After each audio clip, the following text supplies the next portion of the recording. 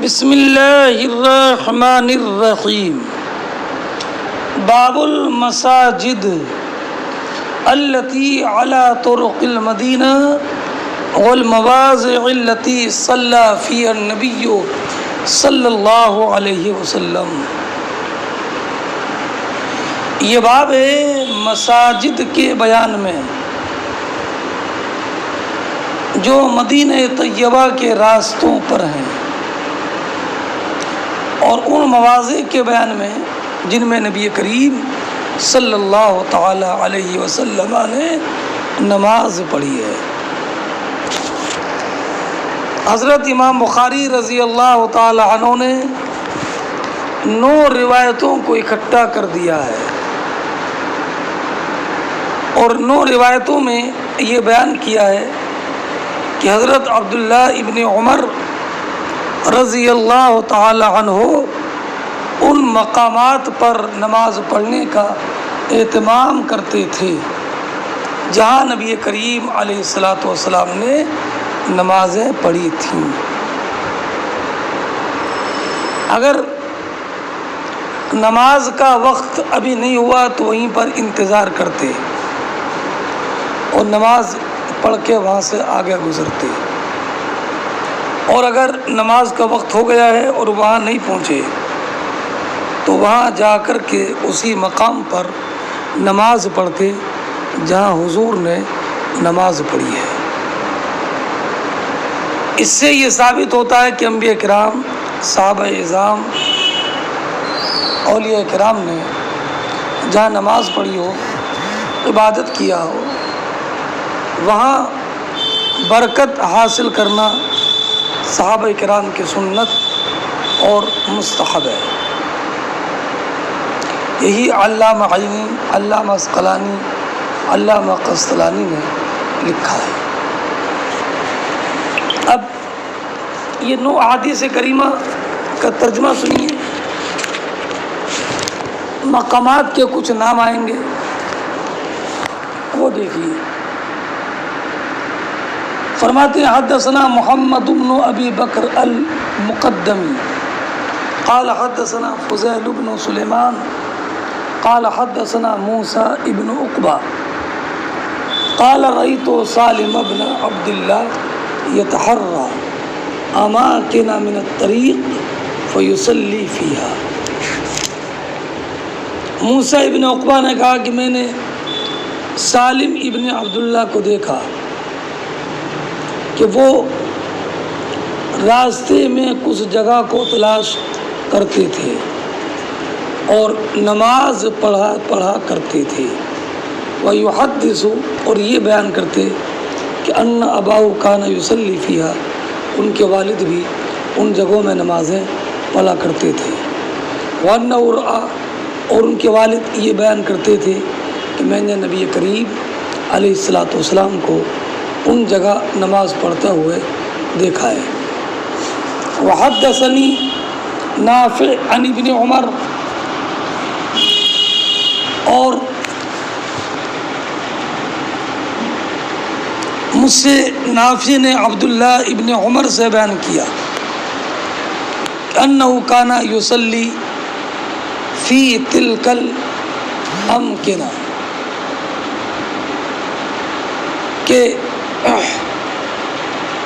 حضرت عبداللہ ابن عمر کے بارے میں انہوں نے بیان کیا کہ وہ ان جگہ نماز پڑھتے تھے۔ وَسَأَلْتُ سالمہ، پھر میں نے سالم سے پوچھا، فلا أعلمه إلا وافق نافعا فی الامکنۃ کلها، تو میں نے سالم کو یہ دیکھا کہ انہوں نے تمام مقامات میں نافع کی موافقت کی، صرف یہ کہ ان دونوں کا اختلاف شرف اوحا کے مقام میں تھا، کی مسجد میں تھا۔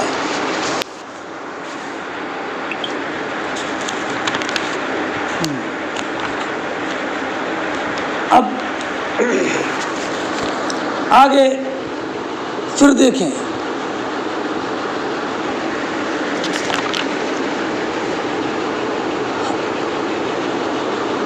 ان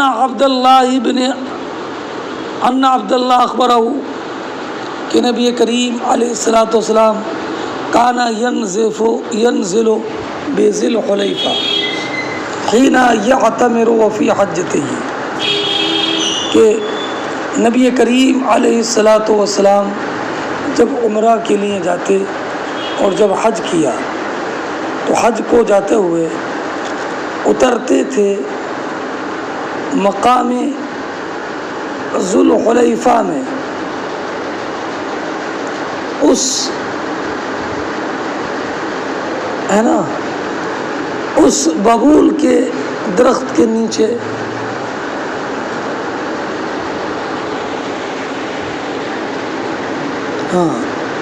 اس ببول کے درخت کے نیچے قیام فرمایا، فی موضع المسجد الذی فی ذی الحلیفہ، جو مسجد ذو الحلیفہ کی جگہ ہے، وکان اذا رجع من غزوۃ، اور وکان فی تلک الطریق او حج او عمرۃ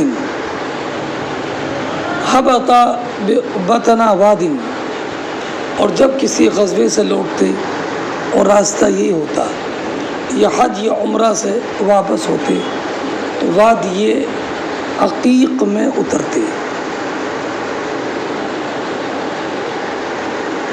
ہبط بطن واد فاذا زارا من بطن واد، اور جب وادی کے نشیب سے اوپر جاتے، اناخا بالبطحہ التی علی شفیر الوادی الشرقیہ، تو وادی کے مشرقی کنارے پر بطحہ میں اونٹنی بٹھاتے، فعرس، تو رات یہیں پر قیام فرماتے، حتی یصبح، وہی صبح کرتے، ولیس عند المسجد، اس مسجد کے پاس نہیں، الذی بحجارہ، جو پتھر کی بنی ہے، ولا علی الاکمہ، اور نہ اس ٹیلے پر جس پر مسجد ہے، کانا ثم خلیج، وہاں ایک گہرا نالا تھا، یصلی عبداللہ عندہ، عبداللہ ابن عمر وہاں نماز پڑھتے تھے، فی بطنی قصب، اس کے نشیب میں بہت سے ٹیلے تھے، کانا رسول اللہ صلی اللہ علیہ وسلم سما یصلی، نبی کریم علیہ الصلاۃ والسلام وہاں نماز پڑھا کرتے تھے، فدحا فی سیل بالبطحہ، یہ فا الگ ہے، دحا فعل ماضی ہے، سیلاب وہاں کنکریاں بہا کر لایا، حتی دفن ذالک المکان، یہاں تک کہ وہ مکان چھپ گیا جہاں عبداللہ ابن عمر نماز پڑھتے تھے۔ پھر آگے اور دیکھیں اگلی حدیث کہ عبداللہ ابن عمر نے ان سے بیان کیا کہ ان النبی صلی اللہ علیہ وسلم، نبی کریم علیہ الصلاۃ والسلام، صلی حیث المسجد الصغیر الذی دون المسجد الذی بشرف الروحہ، کہ نبی کریم علیہ الصلاۃ والسلام چھوٹی مسجد میں نماز پڑھتے تھے جو کہ اس مسجد کے قریب ہے، جو کہ شرف، جو کہ روحہ ٹیلے پر ہے، وقد کان عبداللہ یعلم المکان الذی کان فیہ صلی فیہ النبی صلی اللہ علیہ وسلم، اور حضرت عبداللہ ابن عمر اس جگہ کے نشانات بتاتے تھے جہاں حضور نے نماز پڑھی تھی، فرماتے تھے سمع عن یمینک، یہاں نماز پڑھتے تھے تمہاری دائنی طرف جب تم مسجد میں نماز پڑھنے کے لیے کھڑے ہو، وذالک المسجد علی حافۃ الطریق، اور یہ مسجد راستے کے دائنے کنارے پر ہے جب کہ تم مکہ جاؤ، بینہ و بین المسجد الاکبر رمیۃ بحجر او نحو ذالک، اس میں اور بڑی مسجد میں پتھر پھینکنے کا یا اس سے قریب قریب فاصلہ ہے۔ اگلی روایت پھر دیکھیے، وَأَنَّ ابن عمر كَانَ يُصَلِّي إِلَى الْعِرْقِ، اور عبداللہ ابن عمر اس چھوٹی پہاڑی پر نماز پڑھتے تھے، الَّذِي عِنْدَ مُنْصَرِفِ الرَّوْحَةِ، جو روحہ کے آخری کنارے پر ہے، وَذَلِكَ الْعِرْقُ انتہا طرفُهُ، اور اس پہاڑی کا ایک کنارہ راستے کے کنارے پر ختم ہوتا ہے، دون المسجد، اس مسجد کے قریب جو کہ روحہ کے آخری حصے کے درمیان ہے، جب کہ تم مکہ جا رہے ہو۔ وقد ابتنی سما مسجد، وہاں مسجد بنا دی گئی ہے۔ عبداللہ ابن عمر اس مسجد میں نماز نہیں پڑھتے تھے، کان یترکہ عن یسارہ، اور اسے اپنے پیچھے چھوڑ دیتے تھے، اور اس کے آگے پہاڑی کی طرف نماز پڑھتے تھے۔ وکان عبداللہ یروح من الروحہ، اور عبداللہ ابن عمر سورج ڈھلنے کے بعد روحہ سے کوچ کرتے، فلا یصلی الظہر، تو ظہر نہیں پڑھتے تھے جب تک کہ اس جگہ نہ پہنچ جائے جہاں پہنچ جاتے، اور یہاں پر پہنچ کر ظہر کی نماز پڑھتے۔ وَإِذَا أَقْبَلَ مِن مَکَّہ، اور جب مکہ سے واپس آتے تو اگر صبح سے کچھ دیر پہلے یا سیر کے آخر میں وہاں پہنچتے تو عرسا، وہیں پر تھوڑا وقت گزارتے، حتیٰ یصلی بها الصبح، یہاں تک کہ وہاں صبح کی نماز پڑھتے۔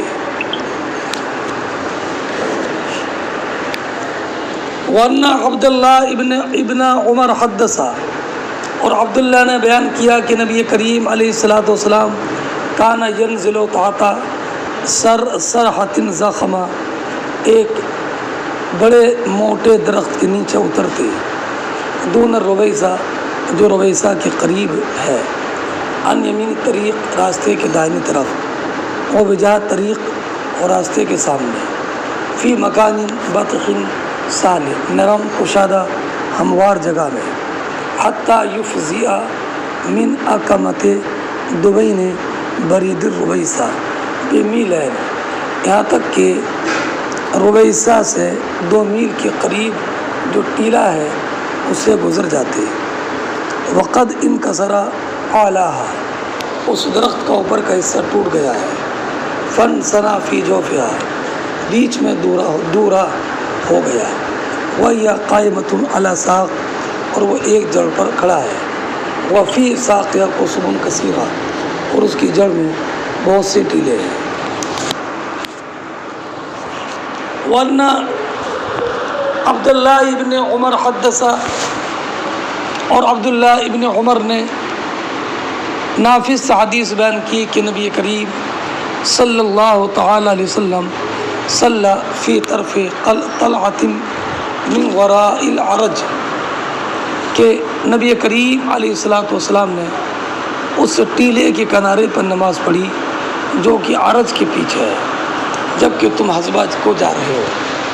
عند ذالک المسجد قبران، اس مسجد کے پاس 2 یا 3 قبریں ہیں، رزم من حجارہ، ان قبروں پر پتھر کے ٹکڑے پڑے ہیں، عن یمین الطریق، راستے کے دائنی طرف، عند سلامات الطریق، راستوں کے پتھروں کے قریب۔ کان عبداللہ یروح من العرض بعد ان تمیل الشمس بالحجرہ، عبداللہ بعد زوال دوپہر میں عرض سے چلتے تو اسی مسجد میں ظہر پڑھتے، فیصلی الظہر فی ذالک المسجد، تو ظہر کی نماز اسی مسجد میں پڑھتے۔ اور عبداللہ ابن عمر نے ان سے یہ بتایا کہ نبی کریم علیہ الصلاۃ والسلام نزل عند صرحات، ان درختوں کے پاس اترے جو راستے کے بائیں طرف حرشہ کے قریب والے نالے میں ہیں۔ ذالک المسیل لاصق بقرائے حرشہ، جو نالہ حرشہ کے کنارے سے مل گیا ہے، بینہ و بین الطریق، راستے اور اس کے درمیان ایک تیر پھینکنے کے قریب کا فاصلہ ہے۔ وکان عبداللہ ابن عمر یصلی، اور عبداللہ ابن عمر اس درخت کے پاس نماز پڑھتے تھے جو راستے میں سب سے قریب ہے، وہی اطولہن، اور وہ درختوں میں سب سے زیادہ۔ ورنہ عبداللہ ابن عمر، اور عبداللہ ابن عمر نے نافع سے بیان کیا کہ نبی کریم علیہ الصلاۃ والسلام کان ینزل فی المسیل، اس نالے میں اترتے، الذی فی ادنی مر الزہران، جو قبل المدینہ، جو مدینے کی جانب مر زہران سے قریب ہے۔ جب تم صفرات سے نیچے آتے تو اس وادی کے نشے میں اترو گے، ان یسار طریق، راستے کے بائیں طرف، جب کہ تم مکہ جا رہے ہو۔ رسول اللہ صلی اللہ علیہ وسلم کی منزل اور راستے کے درمیان ایک پتھر پھینکنے کا فاصلہ ہے۔ اور عبداللہ ابن عمر نے ان سے بیان کیا کہ نبی کریم علیہ الصلاۃ والسلام نے حدیث، نبی کریم علیہ الصلاۃ والسلام کان ینزل بذی طویٰ، مقام ذی طویٰ میں اترتے، ویبیت حتی یصبح، اور وہیں صبح تک قیام کرتے، حین یقدم مکہ، جب مکہ جاتے۔ اور نبی کریم علیہ الصلاۃ والسلام کی نماز پڑھنے کی جگہ ذو طویٰ میں ایک بڑے ٹیلے پر ہے، لیس فی المسجد الذی بنی ثم، وہ مسجد نہیں جو وہاں بنائی گئی ہے، ولکن اسفل من ذالک علی اکمۃ غلیظہ، بلکہ اس کے نیچے بڑے ٹیلے پر۔ ورنہ عبداللہ ابن عمر حدثہ، اور عبداللہ ابن عمر نے ان سے بیان کیا کہ نبی کریم علیہ الصلاۃ والسلام نے اس پہاڑ کے دونوں کونوں کی طرف رخ کیا، جو آپ کے اور کعبے کی طرف والے لمبے پہاڑ کے درمیان ہے۔ تو جو مسجد وہاں بنی ہوئی ہے اسے اس مسجد کے بائیں طرف کیا جو ٹیلے کے کنارے پر بنی ہے۔ اور مصلی النبی، اور نبی کریم علیہ الصلاۃ والسلام کی نماز پڑھنے کی جگہ اس کے نیچے کالے ٹیلے پر ہے۔ تدعو من الاکمۃ عشرۃ اذرع او نحوہا، ٹیلے سے 10 ہاتھ کے قریب چھوڑ کر اس پہاڑ کے دونوں کونوں کی طرف منہ کر کے نماز پڑھو جو تیرے اور کعبے کے درمیان ہے۔ حضرت امام بخاری رضی اللہ تعالیٰ عنہ نے عبداللہ ابن عمر کی حدیث 9 حدیثوں کو بیان کیا ہے، اور امام بخاری نے یہ بیان فرمایا کہ عبداللہ ابن عمر ان مقامات مخصوصہ پر نماز پڑھتے تھے جہاں نبی کریم علیہ الصلاۃ والسلام نے نماز پڑھی تھی، یہاں تک کہ اگر مسجد بھی بنی لیکن اس جگہ پر نہیں بنی ہے تو آپ مسجد کی پابندی نہیں کرتے تھے، بلکہ خاص وہیں پر نماز پڑھتے تھے جہاں پر کہ نبی کریم علیہ الصلاۃ والسلام نے نماز پڑھی ہے۔ اس سے یہ بات صراحتاً اور وضاحتاً ثابت ہو گئی کہ نبی کریم علیہ الصلاۃ والسلام نے جہاں نماز پڑھی وہیں پر نماز پڑھنا چاہیے۔ بس یہی مقصود ہے امام بخاری کا ان 9 احادیث کو ذکر کر کے۔ اب اس حدیث میں جو مفردات آئے ہیں ان کے معنی میں بیان کر دوں۔ ذوالحلیفہ مدینہ منورہ سے مکہ معظمہ کی جانب 4 میل کے فاصلے پر ایک مشہور بستی ہے جو اہل مدینہ کی میقات ہے۔ میقاتوں میں سب سے دور یہی میقات ہے۔ ثمرہ کا معنی ببول کا درخت، بطحا وہ کشادہ نالا جس میں ریت اور کنکریاں ہوں، شفیر کے معنی کنارہ، تاریس کا معنی مسافر کا آخری رات میں آرام کرنے کے لیے پڑاؤ ڈالنا، خلیج بڑا دریا یا سمندر سے جو پانی کی چھوٹی سی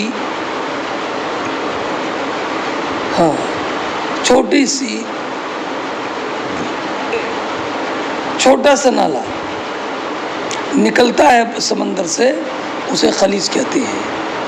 اکما پہاڑی یا ٹیلا، کسب کسیبہ کی جمع ہے، ریت کا ٹیلا۔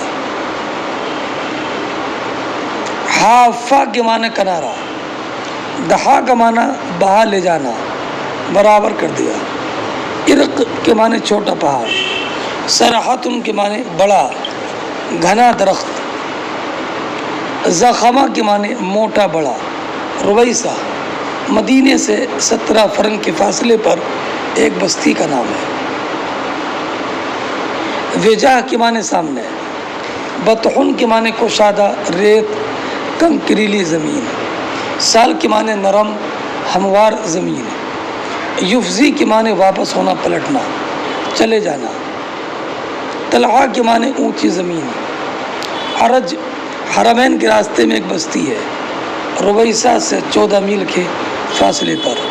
حذابہ زمین کے برابر ایک پہاڑی ہے۔ رزمن بڑا پتھر یا اس کا کچھ حصہ۔ سلامات سلامتن کی جمع ہے، اس کے معنی بڑے پتھر۔ روحہ مدینے سے 36 میل کے فاصلے پر ایک بڑی آبادی ہے۔ ہرشا مدینہ اور شام کے راستے میں ایک پہاڑ ہے جو جحفہ سے قریب ہے۔ قرع کے معنی اطراف، غلبتن کے معنی درمیانی قوت سے کمان سے تیر چلایا جائے تو جہاں جا کر وہ گرے۔ صفرآباد مر الزہران کے بعد کچھ پہاڑوں یا وادیوں کا نام ہے۔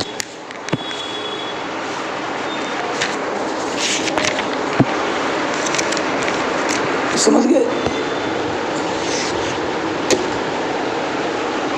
ہاں۔ باب سترۃ الامامی سترۃ من خلفہ۔ یہ باب اس بیان میں کہ امام کا سترہ وہ اس کے اقتداء میں نماز پڑھنے والوں کا سترہ ہے، یعنی امام نے اپنے آگے جو سترہ قائم کیا ہے، لکڑی وغیرہ یا اس کے سامنے دیوار ہے، تو یہ امام کا سترہ بھی ہے اور اس کے پیچھے جو مقتدی ہیں ان کا بھی سترہ ہے۔ ان کو الگ سے سترہ قائم کرنے کی حاجت نہیں ہے۔ پہلے ابواب مساجد سے متعلق تھے اور یہ ابواب مصلیوں کے احکام سے متعلق ہے۔ فرماتے ہیں حدثنا عبداللہ ابن یوسف قال اخبرنا مالک عن ابن شہاب عن عبید اللہ ابن عبداللہ ابن عتبہ عن عبداللہ ابن عباس انہ قال، عبداللہ ابن عباس رضی اللہ تعالی عنہ نے فرمایا کہ میں ایک گدھی پر سوار ہو کر آیا، وَأَنَا يَوْمَئِذٍ قَدْ نَاهَزْتُ الْإِحْتِلَامَ، اور ان دنوں میں بلوغ سے قریب تھا۔ نبی کریم علیہ الصلاۃ والسلام یصلی بالناس بمنا الی غیر جدار الی شیء غیر جدار، اور نبی کریم علیہ الصلاۃ والسلام منا میں لوگوں کو نماز پڑھا رہے تھے، دیوار کے علاوہ کوئی دوسری چیز کو سترہ بنا کر۔ فمررت بین یدی بعض الصف، تو میں بعض صفوں کے سامنے سے گزر گیا۔ فنزلت، تو میں اترا، وارسلت الاتانا، اور میں نے اپنی گدھی کو چرنے کے لیے چھوڑ دیا۔ ودخلت فی المسجد فی الصف، اور میں صف میں داخل ہو گیا۔ فلم ينکر ذلك علی احد، تو اس کا مجھ پر کسی نے انکار نہیں کیا، یعنی اس معاملے میں مجھے کسی نے کچھ نہیں ٹوکا۔ یہ حدیث بعین یہ کتاب العلم میں گزر چکی ہے، حدیث نمبر 76 دیکھیے، اور اس کے مباحث کا وہاں پر ذکر ہو چکا ہے۔ بہرحال اس سے یہ معلوم ہو گیا کہ امام کا سترہ مقتدیوں کا سترہ ہے، الگ سے سترہ قائم کرنے کی حاجت نہیں ہے، بلکہ امام کا سترہ ہی کافی ہوگا۔ اگلی حدیث دیکھیے، حدثنا اسحاق قال حدثنا عبداللہ ابن نمیر قال حدثنا عبید اللہ ابن عمر عن نافع عن ابن عمر، عبداللہ ابن عمر سے مروی ہے کہ ان رسول اللہ صلی اللہ علیہ وسلم کانا اذا خرج یوم العید، جب عید کے دن نکلتے تو امر بالحربہ، سرکار حکم دیتے کہ چھوٹا نیزہ حضور کے سامنے کھڑا کیا جائے، فیصلی الیہا، تو سرکار اس کی طرف رک کر کے نماز پڑھتے، والناس وراءہ، اور لوگ بقیہ لوگ حضور کے پیچھے ہوتے، وکانا یفعل ذلک فی السفر، اور حضور ایسا سفر میں بھی کرتے تھے۔ اسی وجہ سے فمن ثم اتخذہ العمرہ، اسی وجہ سے حکام نے نیزہ رکھنا اپنا شعار بنا لیا ہے، شعار بنا لیا ہے۔ اب اس حدیث کی دلالت جو ترجمہ ہے، ترجمہ کیا ہے؟ سترۃ الامام سترۃ من خلفہ، اس پر کیسے دلالت ہوگی؟ تو یہ کہ حدیث میں الگ سے مسلین کے سترے کا ذکر نہیں ہے۔ اس سے معلوم ہوا کہ نبی کریم علیہ الصلاۃ والسلام کا سترہ آپ کے اقتداء میں نماز پڑھنے والے صحابہ کا بھی سترہ ہوتا تھا۔ اور دوسرا یہ کہ فیصلی الیہا والناس وراءہ، اس سے بھی معلوم ہوتا ہے کہ لوگ اسی سترے میں داخل تھے، اس لیے کہ لوگ تمام امور میں امام کی اتباع کرتے ہیں۔ تیسرا یہ کہ وراءہ، یہ اس بات کی دلیل ہے کہ آپ کی اقتداء میں نماز پڑھنے والے بھی سترے کے پیچھے تھے، اس لیے کہ اگر ان کے لیے سترہ ہوتا تو وہ حضور کے پیچھے نہ ہوتے بلکہ وہ سترے کے پیچھے ہوتے۔ تو وراءہ لوگ حضور کے پیچھے تھے، اس بات کی دلیل ہے کہ ان کا سترہ الگ سے نہیں تھا، ہے نا؟ اچھا، اب اس حدیث سے چند باتیں معلوم ہوئی۔ ایک تو یہ کہ اس سے یہ معلوم ہوا کہ سفر میں دشمن کے دفاع کے لیے کوئی اپنا اعلیٰ ہتھیار رکھنا یہ جائز ہے، اور اس سے یہ بھی معلوم ہوا کہ خدمت لینا اور خادم کو حکم کرنا یہ جائز ہے، اور اس سے یہ بھی معلوم ہوا کہ امام کا سترہ مقتدیوں کا سترہ ہے، اور اس سترے کی مقدار ایک انگلی موٹا کم سے کم ہونا چاہیے، اور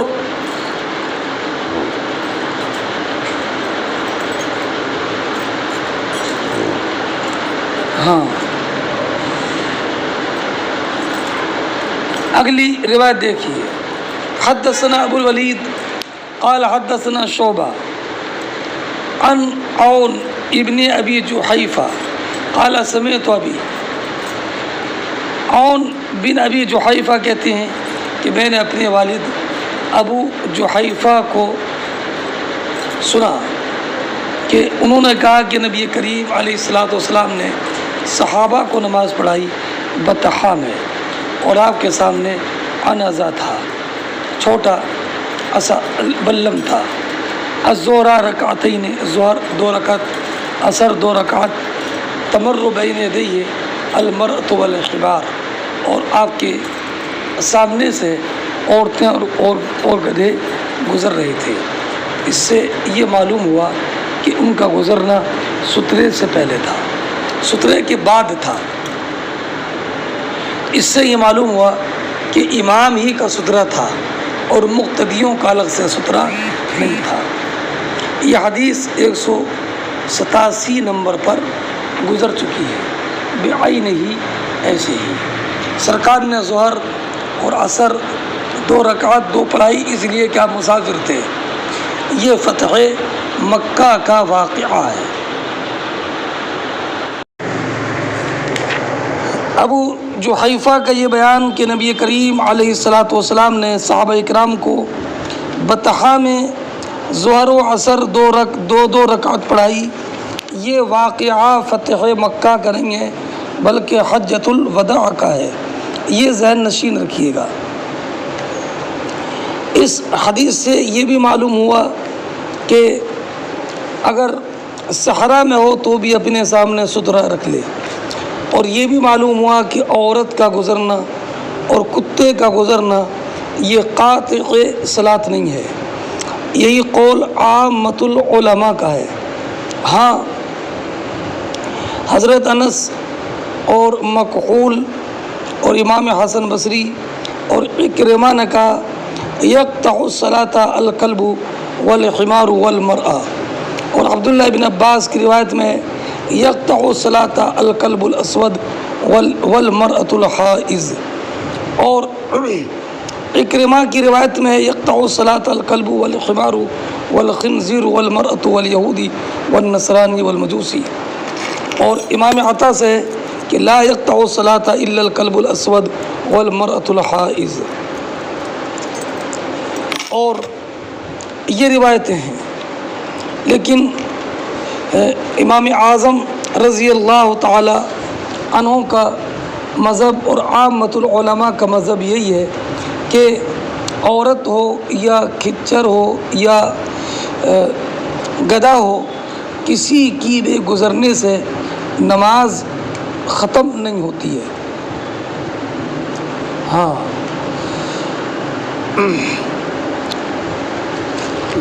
ہماری دلیل یہ ہے کہ یہاں پر قطع صلاۃ سے مراد قطع صلاۃ سے مراد قطع خشوع ہے، اور دلیل یہ ہے کہ نبی کریم صلی اللہ تعالی علیہ وسلم نے فرمایا، ابو سعید خدری راوی ہیں کہ لا یقطع الصلاۃ شیء وادرؤوا ما استطعتم فانما هو شیطان۔ ہاں، چلیے اگلا باب کم قدری، باب و قدری کم ينبغي ان يكون بین المصلی والسترہ، یہ باب اس بارے میں کہ کتنے گز کی مقدار مناسب ہے کہ مصلی اور سترے کے درمیان ہو، یعنی مصلی اور سترے کے درمیان کتنا فاصلہ ہونا چاہیے۔ یہ حضرت امام بخاری رضی اللہ تعالی عنہ نے باب قائم فرمایا ہے۔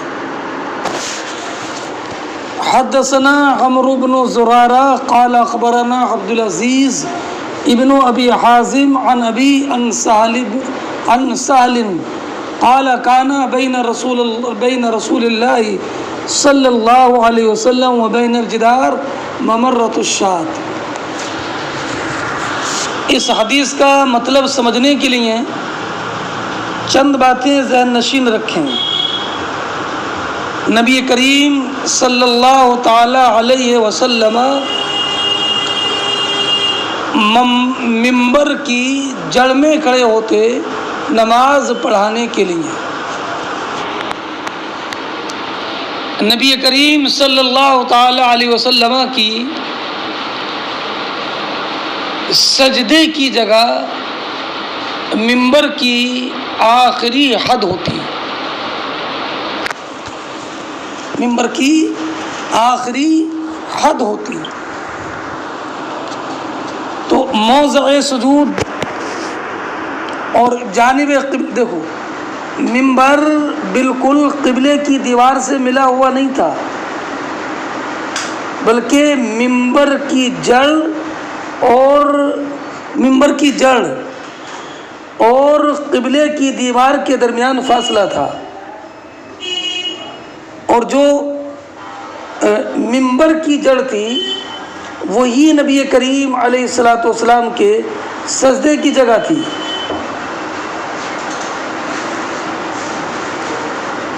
اور یہ دیوار یہ سترا ہے، دیوار سترا ہے، تو جو فاصلہ نبی کریم علیہ الصلاۃ والسلام کے سجدے کی جگہ اور منبر کے درمیان تھا، وہی فاصلہ مقتدی کے سجدے کی جگہ اور سترے کے درمیان ہونا چاہیے۔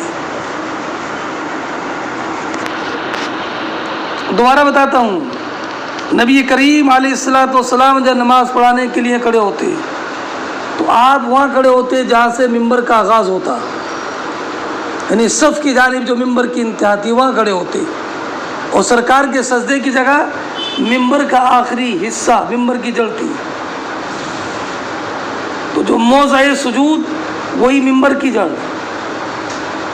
اور یہ منبر کی جڑ دیوار سے ملی ہوئی نہیں تھی بلکہ فاصلہ تھا، تو اس سے معلوم ہوا، اور یہ دیوار سترا ہے تو اس سے معلوم ہوا کہ مقتدی کے سجدہ گاہ اور سترے کے درمیان وہ فاصلہ ہونا چاہیے جو نبی کریم کے منبر اور دیوار کے درمیان تھا، یا نبی کریم کی سجدہ گاہ اور منبر کے درمیان تھا۔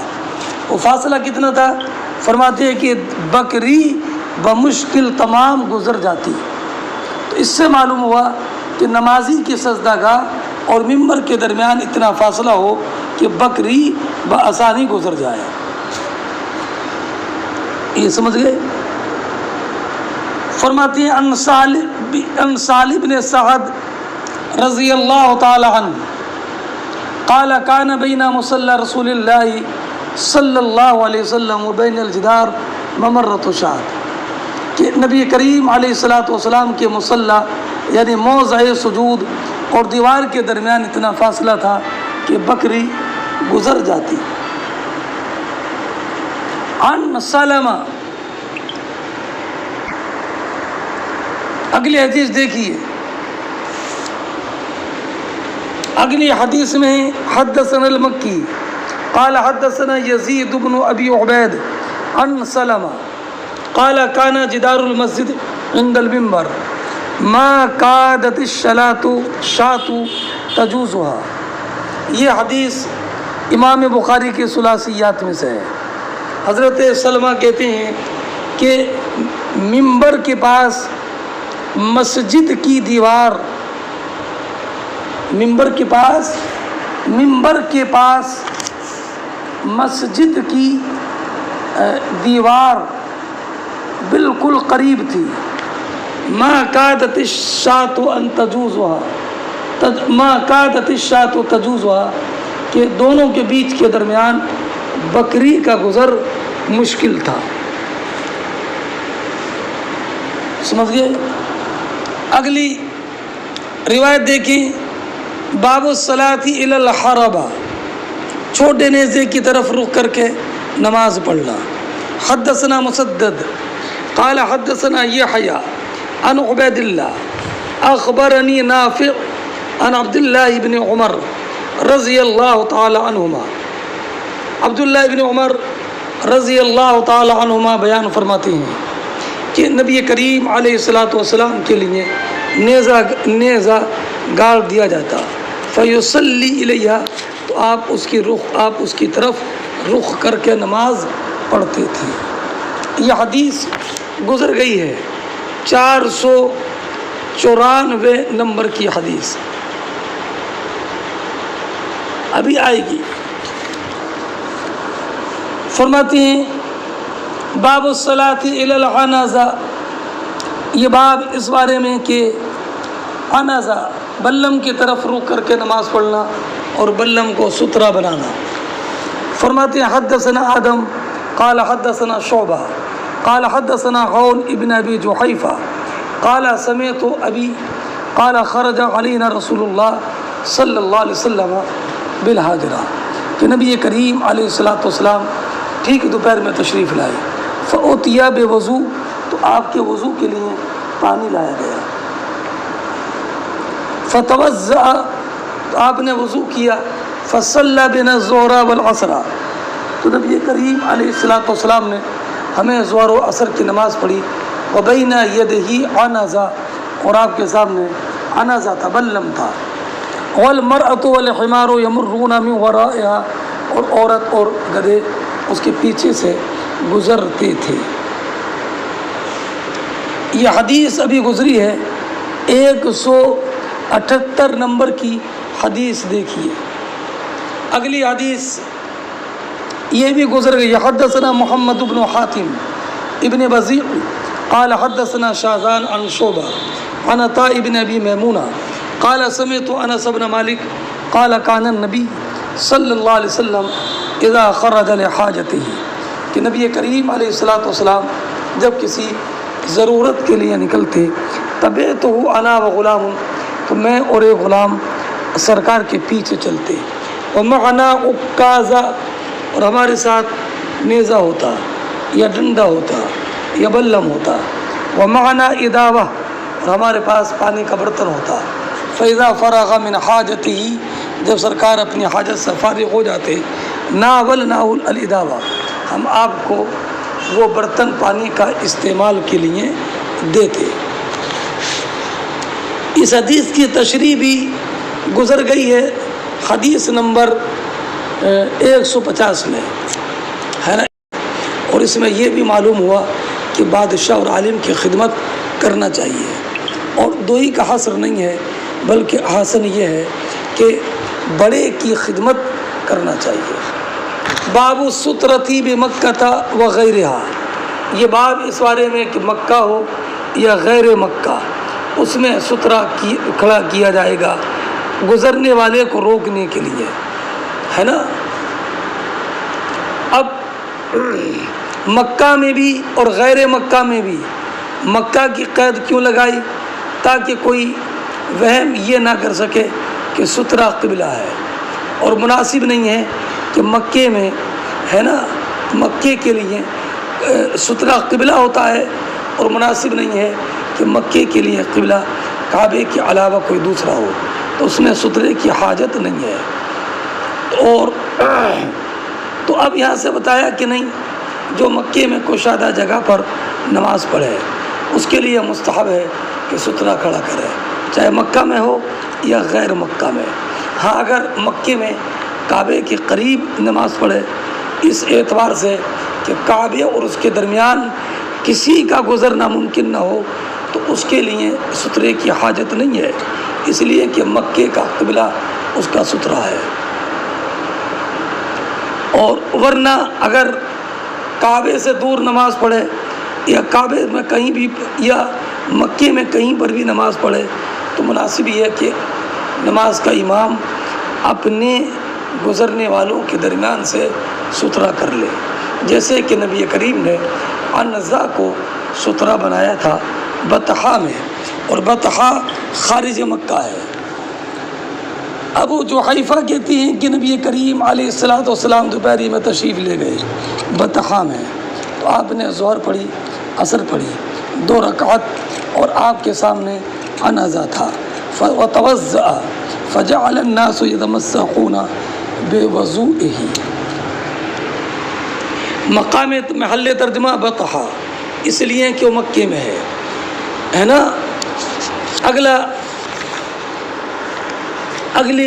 अगला बाब देखिए, बाब सलाती इलल उस्तवाना, ये बाब इस बारे में कि नमाज पढ़ना मुस्तहब है सुतून को क़िबले की जानिब करके, जबकि नमाज ऐसी जगह में पढ़े जहाँ पर के सुतून हो, हाँ। वक़ाल उमर یصلون حق بالسواری من المتحدثین الیہ۔ حضرت عمر ابن خطاب رضی اللہ تعالی عنہ نے فرمایا کہ نماز پڑھنے والے ستونوں کے زیادہ مستحق ہیں ستونوں سے ٹیک لگا کر بات کرنے والوں کی و مقابل۔ عقیدت کی وجہ یہ ہے کہ مصلی اور بات کرنے والے دونوں کو ستون کی حاجت ہے نا۔ بات کرنے والے ستون کو پر ٹیک لگاتے ہیں اور نماز پڑھنے والے اسے ستھرا بناتے ہیں، لیکن چونکہ نمازی عبادت میں ہے تو وہ اس کے زیادہ حقدار ہوں گے۔ کس سے؟ باتیں کرنے والوں سے۔ ورأى عمر رجلا يصلي بين اسطوانتين فأدناه إلى سارية فقال صل إليها۔ حضرت عمر نے ایک انسان کو دیکھا کہ وہ دو ستونوں کے درمیان نماز پڑھ رہا ہے، تو آپ نے اس کو ایک ستون کی طرف قریب کر دیا، فقال، اور فرمایا صل إليها، ہے نا، اس کی طرف رخ کر کے نماز پڑھو، اس کی طرف رخ کر کے نماز پڑھو۔ ہاں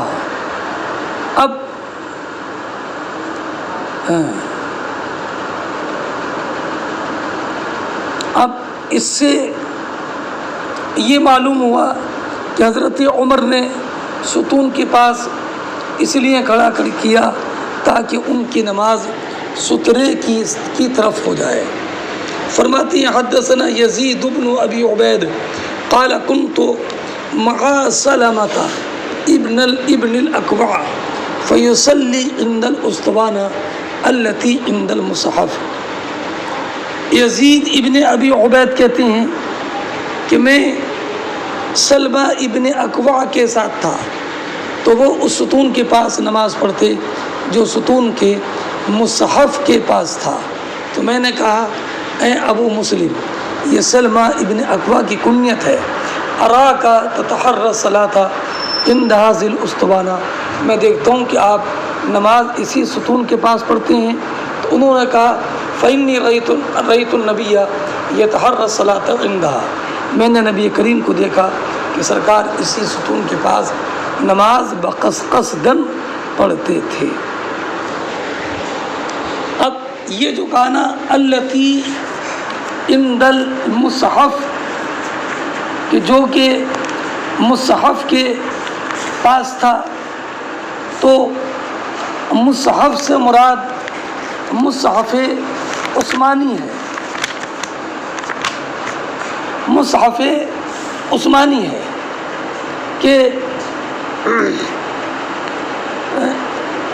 جہاں حضور نماز پڑھتے تھے معین، وہیں پر اس جگہ کو تلاش کر کے صحابہ کرام صلح امت وہیں پر عبادت تبرکن کرتے تھے۔ اس سے معلوم ہوا کہ اس جگہ پر نماز پڑھنا یہ مستحب ہے۔ اور حضرت نبی کریم علیہ الصلاۃ والسلام اسطوانہ عائشہ کے پاس کھڑے ہو کر نماز پڑھتے، یہی مصلی مبارک رہا۔ اسی کے دائنی طرف صندوق میں حضرت عثمان غنی رضی اللہ تعالی عنہ نے مصحف کبیر رکھ دیا تھا۔ یہی مطلب ہے کہ سرکار نماز پڑھتے تھے کہ حضرت سلمہ ابن اکوع نماز پڑھتے تھے اس ستون کے پاس جو مصحف کے پاس ہے۔ وہ بتایا کہ نبی کریم علیہ الصلاۃ والسلام قصداً وہیں نماز پڑھتے تھے۔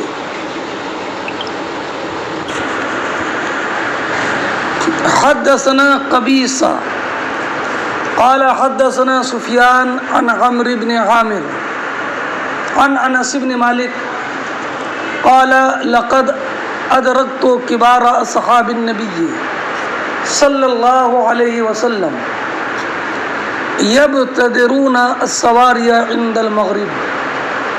وزاد شعبہ عن عمرو عن انس حتى يخرج النبي صلی اللہ تعالی علیہ وسلم۔ حضرت انس ابن مالک رضی اللہ تعالی عنہ بیان فرماتے ہیں کہ میں نے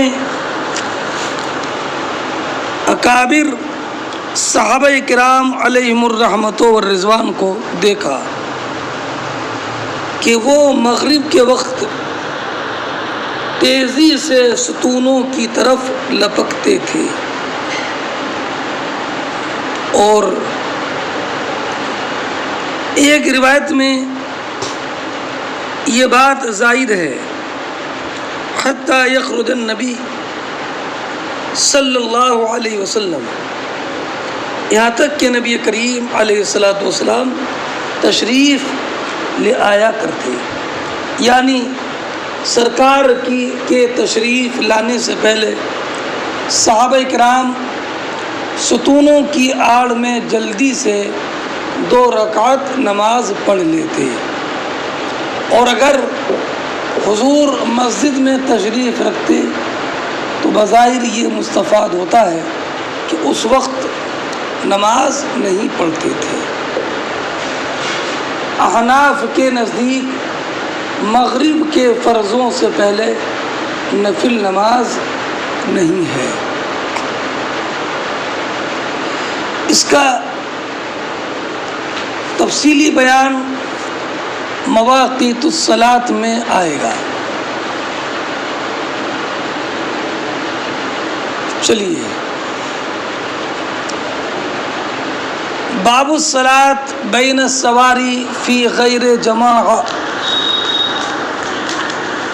یہ باب اس بارے میں کہ ستونوں کے درمیان نماز پڑھنا جب کہ وہ منفرد ہو، جماعت میں نہ ہو، یعنی اگر منفرد نماز پڑھتا ہے تو 2 ستونوں کے درمیان نماز پڑھ سکتا ہے، اور یہ کراہت جماعت میں ہے کہ 2 ستونوں کے درمیان نماز پڑھے، منفرد کے لیے نہیں ہے۔ روایت اور دلیل یہ ہے کہ فتح مکہ کے موقع پر نبی کریم صلی اللہ تعالی علیہ وسلم نے کعبہ مقدسہ میں جو نماز پڑھی تھی وہ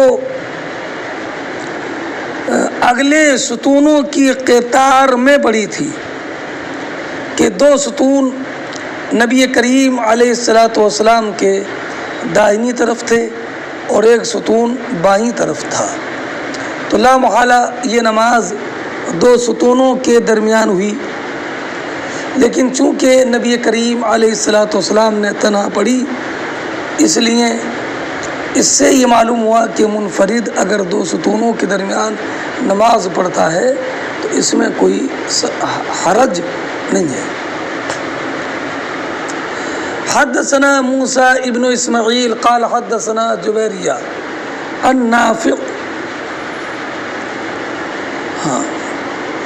عن ابن عمر قال دخل النبی صلی اللہ علیہ وسلم البیت وأسامة بن زید وعثمان بن طلحہ وبلال۔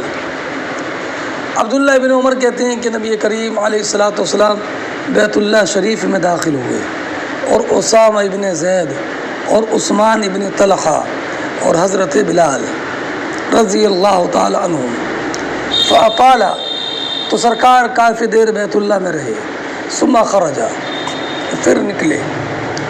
عبداللہ ابن عمر کہتے ہیں کنت اول الناس دخل علی اثرہ، میں سب سے پہلا شخص تھا جو اس کے بعد داخل ہوا۔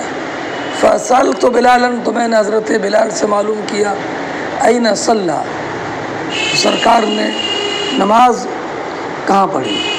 تو فرمایا بین العمودین المقدمین، اگلے 2 ستونوں کے درمیان، اگلے 2 ستونوں کے درمیان، یہی محل ترجمہ ہے۔ اس سے معلوم ہوا کہ دو ستونوں کے درمیان نماز پڑھنا جائز ہے۔ اگلی حدیث پاک دیکھیے، حدثنا عبداللہ ابن یوسف قال اخبرنا مالک عن نافع عن عبداللہ ابن عمر ان رسول اللہ صلی اللہ علیہ وسلم دخل الکعبہ وأسامة بن زید وبلال وعثمان بن طلحہ الحجبی فأغلقها عليه ومكث فيها فسألت بلالا حين خرج ما صنع النبي صلى الله عليه وسلم قال جعل عمودا عن يساره وعمودا عن يمينه وثلاثة عامدة وراءه وكان البيت يومئذ على 6 عامدة ثم صلى وقال لنا اسماعیل حدثنا مالک وقال عمودین عن یمینہ۔ عبداللہ ابن عمر رضی اللہ تعالی عنہ بیان فرماتے ہیں کہ نبی کریم صلی اللہ تعالی علیہ وسلم کعبہ شریف میں داخل ہوئے، اسامہ ابن زید اور بلال اور عثمان ابن طلحہ حجبی رضی اللہ تعالی عنہ، فاغلقها علیہ تو کعبے کا دروازہ بند کر لیا، ومکث فیہا اس میں رہے، فسألت بلالا حین خرج تو میں نے بلال سے معلوم کیا جب بلال نکلے کہ ما صنع النبی کہ سرکار نے کعبہ شریف میں کیا کیا، تو حضرت بلال نے جواب دیا کہ اپنی بائیں طرف ستون کیا اور اپنی داہنی طرف ستون کیا، اور 3 ستون آپ کے پیچھے تھے، اور اس وقت بیت اللہ شریف 6 ستونوں پر مشتمل تھا، اور دائیں بائیں ستون کیا، بیچ میں کھڑے ہوئے، ثم صلی پھر نماز پڑھی، اور وقال لنا اسماعیل امام مالک کے بھانجے اسماعیل نے، اسماعیل ابو اویس نے یہ کہا کہ مجھ سے حدیث بیان کی میرے ماموں امام مالک نے، وقال اور فرمایا کہ وجعل وقال عمودین عن یمینہ سرکار نے 2 ستون اپنی داہنی طرف کیے۔ مطابقت الباب بالکل ظاہر ہے۔ اب اس روایت پر ایک شائبہ یہ ہے کہ 1 ستون بائیں طرف، 1 ستون داہنی طرف، 2 ستون اور 3 ستون پیچھے، تو 5 ہوئے، اور روایت میں وَكَانَ الْبَيْتُ يَوْمَئِذٍ عَلَى 6 عَامِدَةٍ، تو 6 تو ہوئے نہیں، یہ تو 5 ہوئے۔ تو اس کا علامہ کرمانی نے جواب یہ دیا کہ عمود جنس ہے، اس میں واحد اور تثنیہ دونوں کا احتمال ہے نا۔ اور اسماعیل ابن ابی اویس کی روایت میں جو امام مالک سے ہے، اس مجمل کا بیان ہے کہ اس میں ہے عمودین عن یمینہ، سرکار نے 2 ستون اپنے داہنی طرف کیے، تو اب 2 ستون داہنی طرف، 1 ستون بائیں طرف، 3 اور 3 پیچھے، 6۔ ہاں، اب اگلا باب دیکھیں، باب اس پر کوئی اعراب نہیں آئے گا، اس لیے کہ اعراب تو ترکیب کے باب، اس میں بھی وہی روایت ہے، فقط اتنا بتانا ہے کہ ایسا نہیں ہے کہ اگلے 2 ستونوں کے درمیان ہی نماز پڑھنا جائز ہو، بلکہ کعبہ شریف میں کسی بھی گوشے میں نماز پڑھ سکتے ہیں۔ قال حدثنا موسیٰ ابن عقبہ عن نافع ان عبد اللہ کان اذا دخل الکعبہ، کہ عبداللہ ابن عمر جب بیت اللہ شریف میں داخل ہوتے تو مشى قبل وجہہ، تو داخل ہو کر سیدھے چلتے، وجعل الباب قبل ظہرہ، اور کعبہ شریف کے دروازے کو اپنے پس پشت کر لیتے اور کعبے کے ٹھیک سامنے آگے بڑھتے، کعبے کے دروازے کے ٹھیک سامنے، کعبے کے دروازے کے ٹھیک سامنے آگے بڑھتے، فمشى، تو آپ چلتے یہاں تک کہ آپ کے اور آپ کے چہرے کے سامنے جو دیوار ہے اس میں تقریباً 3 گز کا فاصلہ رہ جاتا، اور پھر نماز پڑھتے، یتوخی المکان الذی اخبرہ بہ بلال، اور آپ وہ جگہ تلاش کرتے جس جگہ کے بارے میں بلال نے خبر دی کہ نبی کریم علیہ الصلاۃ والسلام نے یہاں پر نماز پڑھی۔ فرماتے ہیں وَلَيْسَ عَلَىٰ أَحَدِنَا بَاسٌ إِنْ صَلَّى فِي أَيِّ نَوَاحِي الْبَيْتِ شَاءَ، اور ہم میں سے کسی پر یہ حرج نہیں ہے کہ بیت اللہ کے گوشوں میں سے جس گوشے میں چاہے نماز پڑھ لے۔ نماز سب جگہ کعبہ شریف میں ہر ایک گوشے میں ہو سکتی ہے۔ اچھا، اب اس حدیث سے ایک بات یہ معلوم ہوئی کہ نفس کعبہ میں نماز جائز ہے، سترہ سے قریب ہونا چاہیے، اور مصلی اور قبلے کے درمیان فاصلہ 3 گز کا تھا، اور لیکن یہ لازمی نہیں ہے۔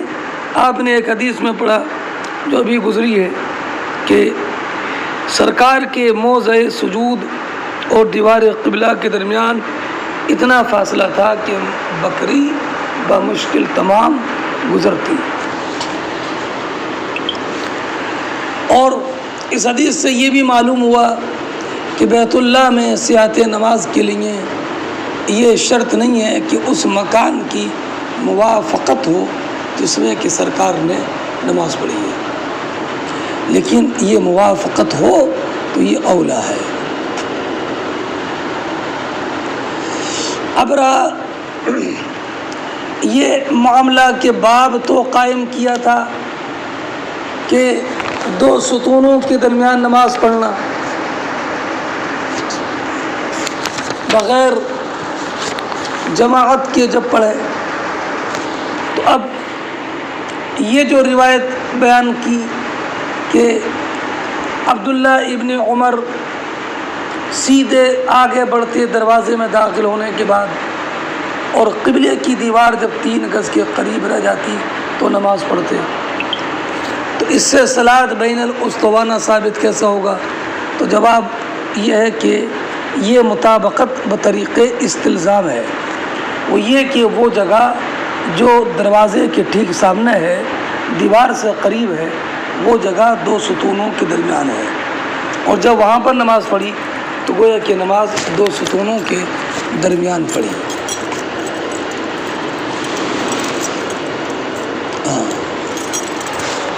آگے حضرت امام بخاری رضی اللہ تعالی عنہ نے باب قائم کیا، باب الصلاۃ الی الراحلہ والبعیر والشجر والرحل۔ راحلہ کا معنی اونٹنی، بعیر کا اطلاق دونوں پر ہوتا ہے، اونٹ پر بھی اور اونٹنی پر بھی۔ شجر درخت، رحل کے معنی کجاوا۔ یہ باب اس بارے میں کہ اونٹنی، اونٹ، درخت یا محمل کی طرف منہ کر کے نماز پڑھنا۔ حضرت حدثنا محمد بن ابی بکر المقدمی البصری قال حدثنا معتمر بن سلیمان عن عبید اللہ ابن عمر عن نافع عن ابن عمر عن النبی صلی اللہ علیہ وسلم انه كان يعرض راحلته فيصلي إليها۔ حضرت عبداللہ ابن عمر نبی کریم صلی اللہ تعالی علیہ وسلم کے بارے میں یہ بات نقل کرتے ہیں کہ نبی کریم علیہ الصلاۃ والسلام کان یعرض راحلتہ، آپ اپنی سواری کو چوڑائی کی سمت میں بٹھا لیتے، طول میں نہیں بلکہ جہاں نماز پڑھنا ہوتی اس میں سواری کو چوڑائی میں، جیسے چارپائی بچھا دیتے ہیں ایسے چوڑائی میں سواری کو بٹھا لیتے تھے۔ فیصلی الیہا، تو سرکار اس سواری کی طرف رخ کر کے نماز پڑھتے تھے۔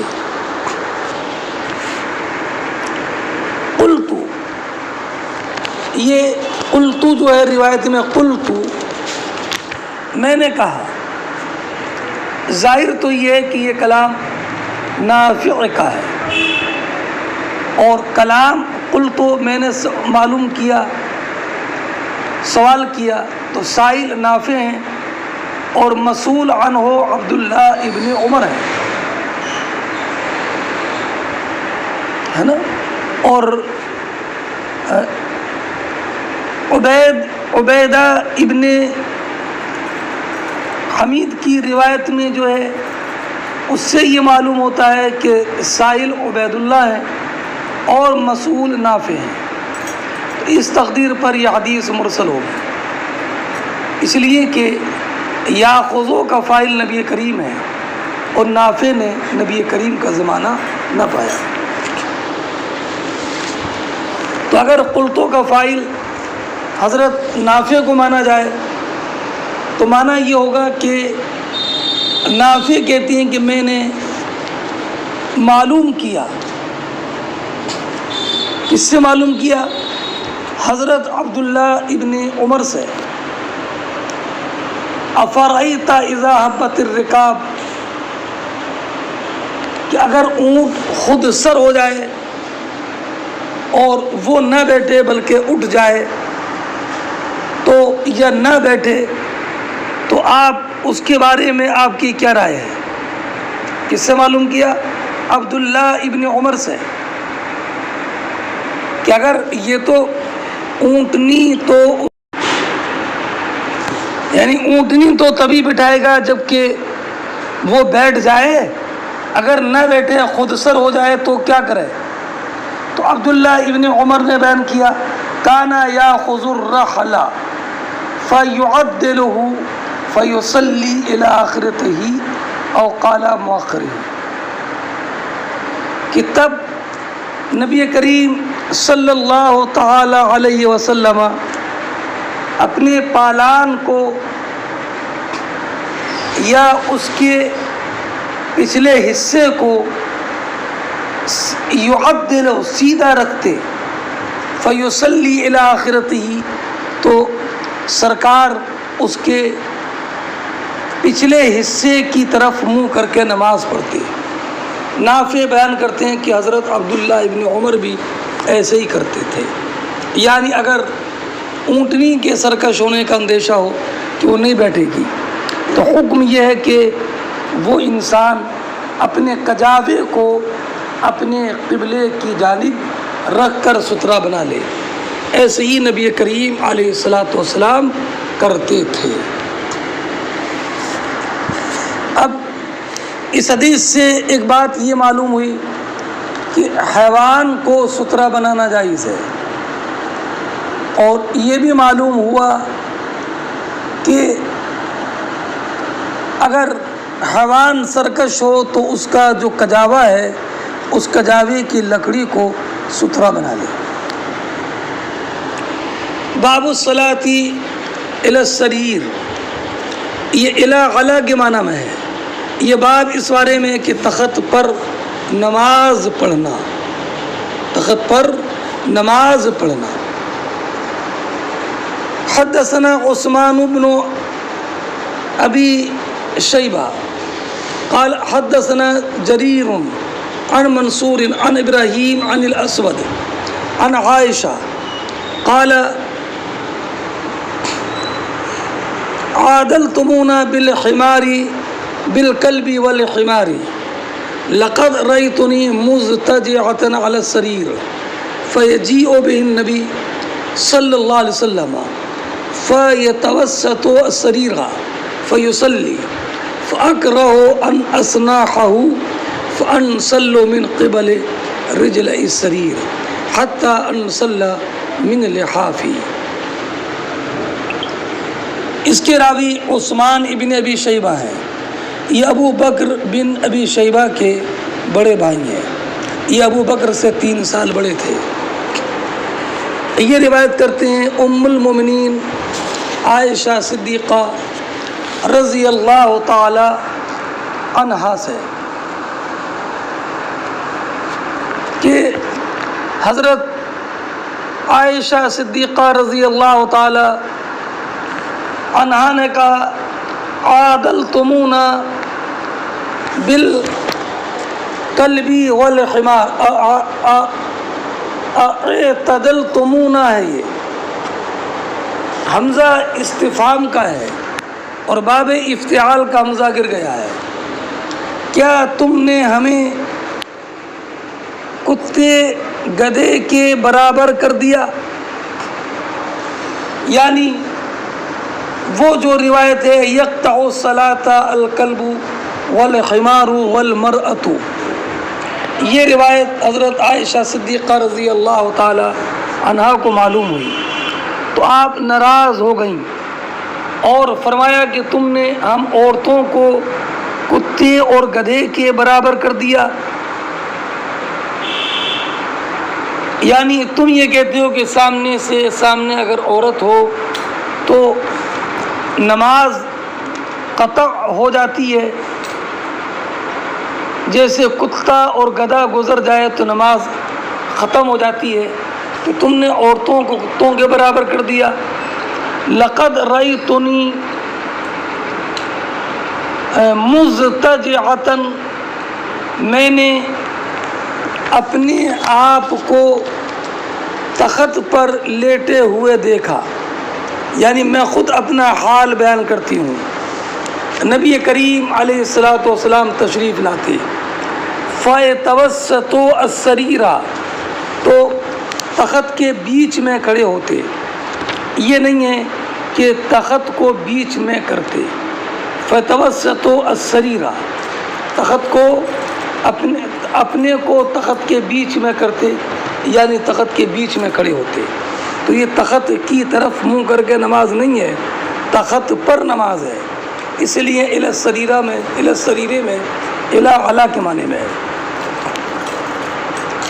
فیصلی، سرکار نماز پڑھتے اور میں سرکار کے آگے لیٹی ہوتی.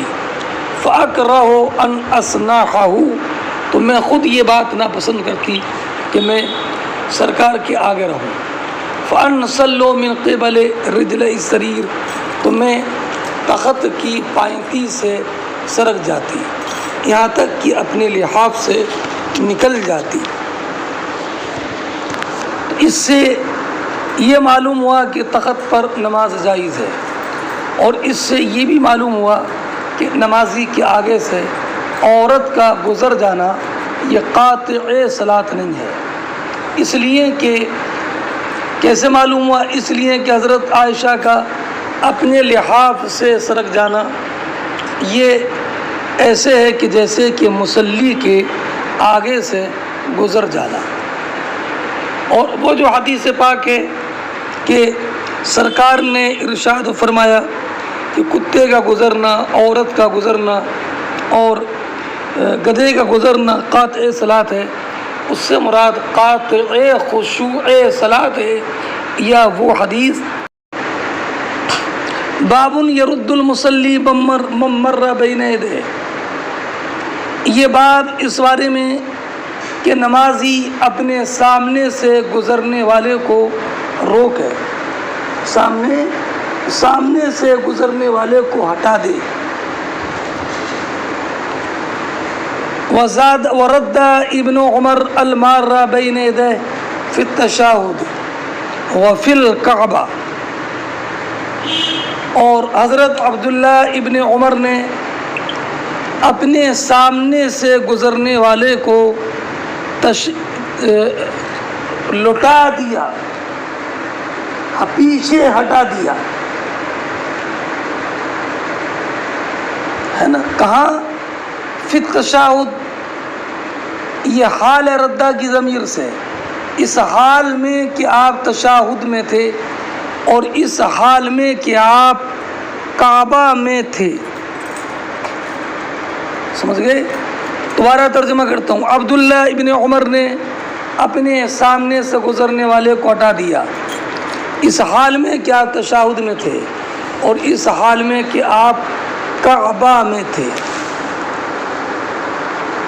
ہے نا، کعبہ میں تھے.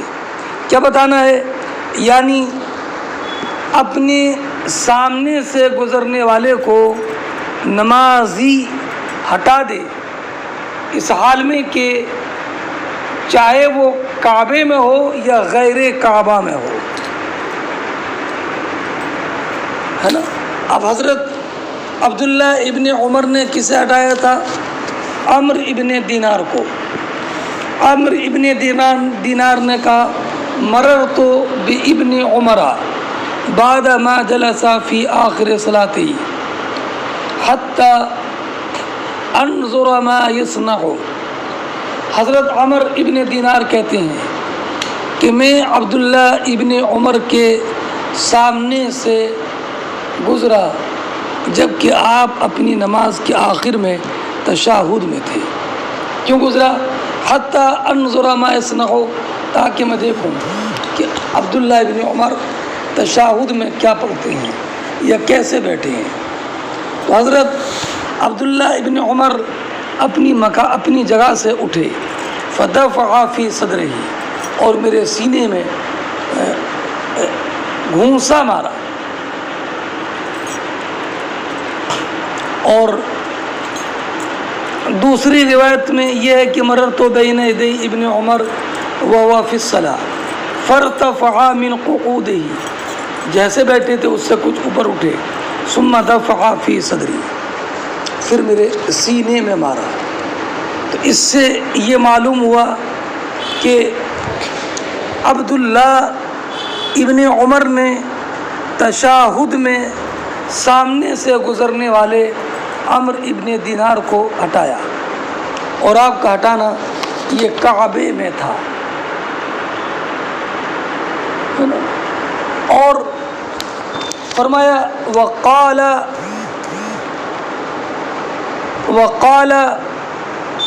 اور عبداللہ ابن عمر نے کہا ان ابا الا ان تقاتل فقاتلہ، الا ان تقاتل فقاتلہ، اور فرمایا کہ اگر گزرنے والا نہ مانے مگر اسی بات پر کہ تم اس سے قتال کرو، فقاتلہ، تو تم اس سے قتال کرو. اور عبداللہ ابن عمر نے فرمایا کہ اگر وہ نہ مانے مگر اسی بات پر کہ آپ اس سے قتال کرو، فقاتلہ، تو اس سے قتال ہی کرنا پڑے تو قتال بھی کرو. معنی یہ ہے کہ جتنی شدت کے ساتھ وہ باز رہے اتنی شدت کے ساتھ تم اس کو روکو، گزرنے مت دو. اگر نوبت اس حد تک پہنچے کہ تمہیں قتال کرنا پڑے تو تم قتال کرو. یعنی قتال کرنے کا حقیقی معنی مراد نہیں ہے، بلکہ مراد یہ ہے کہ جتنی شدت کے ساتھ وہ رکنے پر باز آئے، تیار ہو، وہ صورت اس کے ساتھ میں